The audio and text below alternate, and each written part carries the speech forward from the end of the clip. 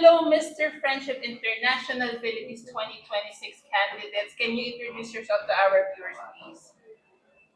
So I am Carl Christian Nama representing Tarlac. So yun, I am Clark Bautista representing Lubao, Pampanga. I am Harvey M. Melo representing Pangasinan.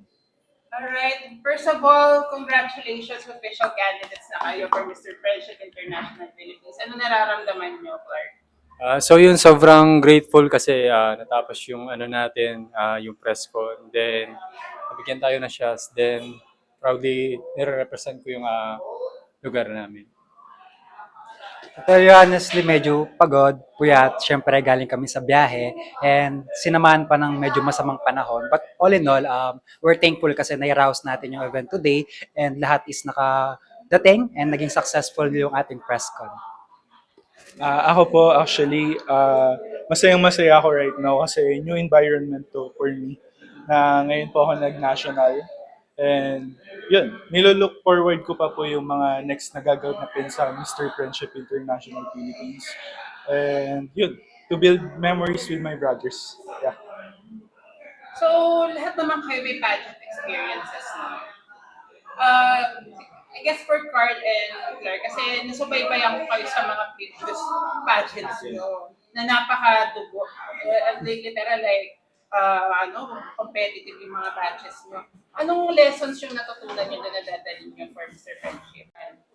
So with me, based on my previous experiences, na pwede kong i-apply ngayon is that siguro don't be too hard to yourself.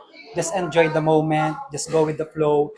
Make sure that you cherish every moment together with your brothers.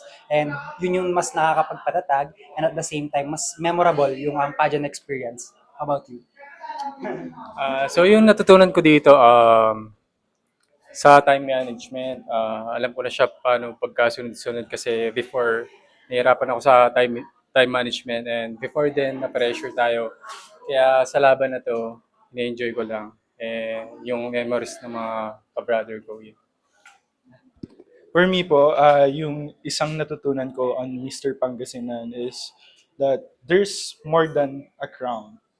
There's more than a crown because there's brotherhood, there's purpose, and service behind that crown. So, for me, this Mr. Friendship International po, ang gagawin ko is to cherish every moment and experience kung ano po yung mga mangyayari dito sa pageant na to. Yan. Grabe.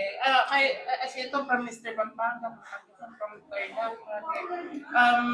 Kayo yung may mga local pageants talaga na nagte-trending every single time na lalabas kayo. Pero lastly, can you invite them? Kasi tomorrow, nasa Laguna na kayo. Then on Sunday, finals na. So, can you give us the details and invite our viewers?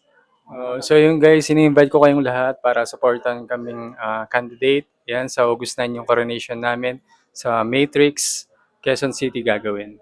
Then yung Saan kayo mag-prelims? Okay, so Hello guys, ini-invite rin po namin kayo sa prelims namin on August 7 sa Laguna, sa Mahayhay, Laguna. Supportahan niyo po kaming lahat, and yun, panoorin niyo po yung journey namin.